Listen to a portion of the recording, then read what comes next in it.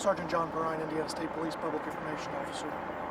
Yes, starting now. Just before 6 o'clock this evening, Beech Grove Police Department officers were dispatched to a domestic disturbance at an apartment complex in this area. Upon their arrival, both officers were shot by a suspect. The conditions of those officers is going to be released in a short time from Eskenazi Hospital. I will not be speaking on the condition of those officers. At this time, we have identified the suspect, and the suspect is at large, which is why you see so much police activity in the Beech Grove area.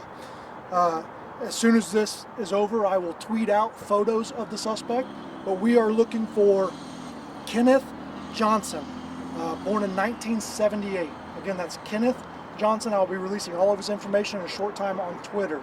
We're asking all residents in the Beech Grove area to stay alert, to stay aware of their surroundings, to report any suspicious activity. You can call 911, you can call the Indiana State Police Post, you can contact Crime Stoppers. Any suspicious activity, if you notice that you have a shed door that was open that's now closed, or something, a light on somewhere that's not supposed to be on, if you're in this area, around the Beech Grove High School is the area that we're searching right now.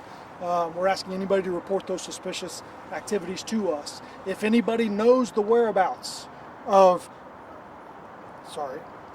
Kenneth Terrell Johnson, contact police right away.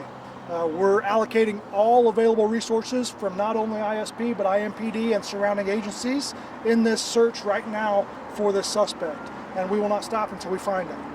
So we're asking anybody with that information to contact us immediately. I recognize there's a lot of questions right now, and I don't think I can answer very many, but I will take some questions, doing the best that I can. Are you able to confirm if their fellow officers helped transport them to the hospitals, or was EMS here quickly? Yeah, Ashton, I don't know that yet. A lot of the information that we will release will come later on. Right now, our focus is on finding the suspect that we believe to be responsible for this. Can you describe a little bit more about the suspect, how tall that person is? I can. The suspect is 6 foot tall. He's 165 pounds. He's a black male with a slender build. Last seen wearing a blue hoodie with either a hood on his head or some sort of head covering with his hair tied up. We don't have a lot of information right now about exactly what he was wearing, but we do know he was wearing a blue hoodie that was described as like a royal blue color. Did police have any interaction with the suspect earlier today? I don't know. For the families that are at home here in Beech Grove and are scared, what can they do to stay safe as this person's at large?